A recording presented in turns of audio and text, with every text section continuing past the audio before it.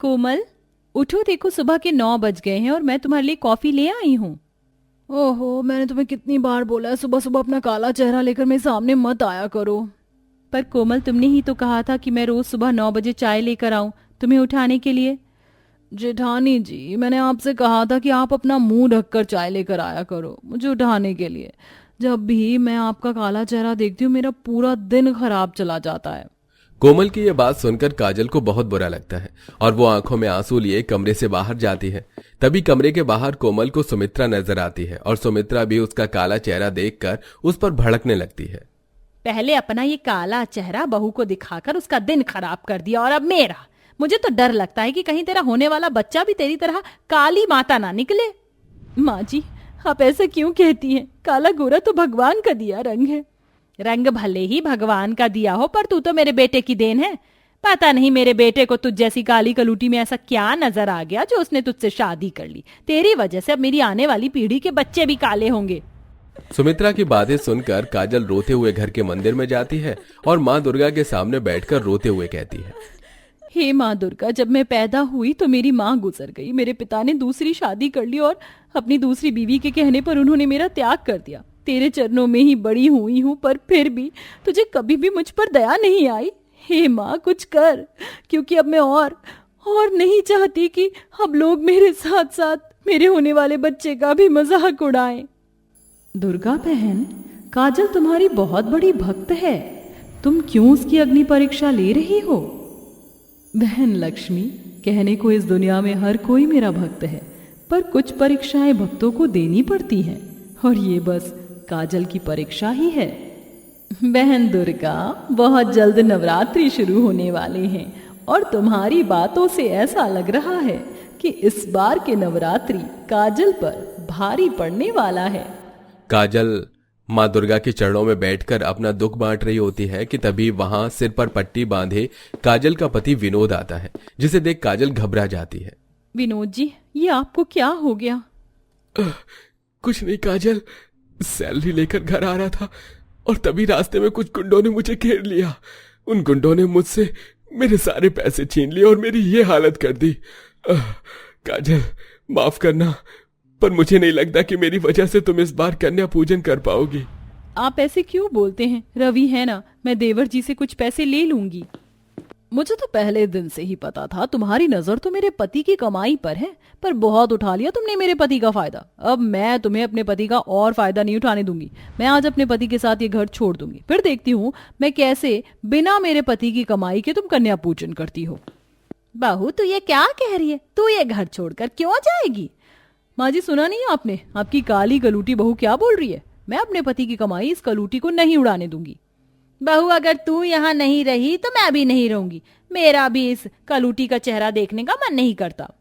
माँ जी, मैं आपको अपने साथ ले जाती, पर मेरी भी तो हालत समझो। हम इतना खर्चा नहीं उठा पाएंगे और वैसे भी आपकी इस बहू का भी तो कुछ फर्ज बनता है ना आपके लिए। इसलिए आप यहीं रुको, नवरात्रि के बाद मैं आपको आकर ले जाऊंगी। कोमल बहाने करके अपने पति के साथ घर छोड़कर चली जाती है, जिसके बाद काजल के ऊपर अपनी सास और पति की जिम्मेदारी आ जाती है। अगले ही दिन से नवरात्रि थे और काजल के हाथ में 1 रुपया नहीं था, पर फिर भी काजल हार नहीं मानती और बाहर जाती है।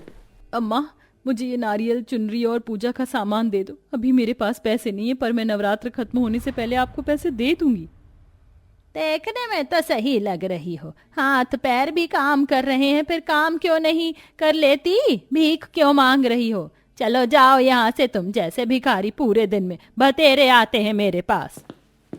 भैया, आप मुझे सिर्फ नारियल, चुनरी और पूजा का थोड़ा सामान दे दो। अभी मेरे पास पैसे नहीं है, मैं नवरात्रि खत्म होने से पहले आपको पैसे दे दूंगी। अरे भागो यहाँ से, कहीं और जाकर भीख मांगो। पता नहीं सुबह सुबह कहाँ से आ जाते हैं, पूरा दिन खराब कर दिया। काजल सभी दुकान वालों से मदद मांगती है, पर कोई उसकी मदद नहीं करता, जिसके बाद हार मानकर काजल माँ दुर्गा के मंदिर जाती है और प्रार्थना करती है। बहन दुर्गा, काजल की मदद कोई नहीं कर रहा, ऐसे में वह कलश स्थापना कैसे कर पाएगी? बहन, मेरे होते हुए मेरा कोई भी भक्त निराश नहीं हो सकता। इतना बोलकर माँ दुर्गा एक बूढ़ी औरत का रूप लेकर हाथों में पूजा का सामान लिए काजल के पास पहुंचती है। बेटा, तुम क्यों रो रही हो? तुम्हें पूजा का सामान चाहिए तो तुम मेरा ले लो। वैसे भी मेरे घर में अभी अभी किसी की मृत्यु हो गई। अब मैं नवरात्रि के व्रत नहीं कर सकती और ना ही कन्या पूजन कर सकती हूँ।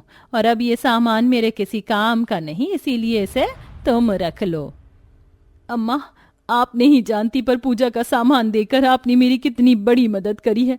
अब मैं अपनी माता रानी के व्रत रख सकती हूँ और कन्या पूजन कर सकती हूँ। अम्मा, मैं आपका यह एहसान कभी नहीं भूलूंगी। काजल पूजा का सामान और नारियल लेकर घर जाती है और घर में कलश की स्थापना करती है और नवरात्रि के व्रत शुरू करती है।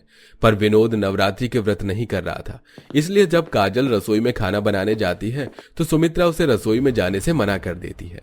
अरे कल मुही, अंदर कहाँ घुसी चली आ रही है? माँ जी, मैं विनोद जी के लिए खाना बनाने जा रही हूँ। क्यों? राशन क्या तूने भरवाया है जो तू अपने पति के लिए खाना बना रही है? माँ जी, आप ऐसा कैसे कर सकती हैं? विनोद जी आपके बेटे हैं। अरे जिस दिन विनोद ने तुझसे शादी की थी उसी दिन मैंने उसे अपने रिश्ते नाते तोड़ दिए थे। इसीलिए ना तो तू मेरी बहू है और ना ही विनोद मेरा बेटा और ना ही तेरा होने वाला बच्चा इस घर का वारिस। सुमित्रा काजल को रसोई में भी नहीं जाने देती, जिस वजह से विनोद भूखा रहता है। देखते ही देखते नवरात्रि के 5 दिन बीत जाते हैं और कुछ न खाने पीने की वजह से अब काजल और विनोद की तबीयत खराब होने लगती है। हे माता रानी, मेरी मदद कर। मैं अपने बीमार पति को ऐसी हालत में नहीं देख सकती। काजल माता रानी से प्रार्थना कर ही रही होती है कि तभी उसकी नजर गली के कुछ बच्चों पर पड़ती है जो भंडारा लेकर अपने अपने घर जा रहे थे। ये देख काजल जल्दी से बाहर जाती है और भंडारे का खाना लेकर आती है और अपने पति को खिलाती है।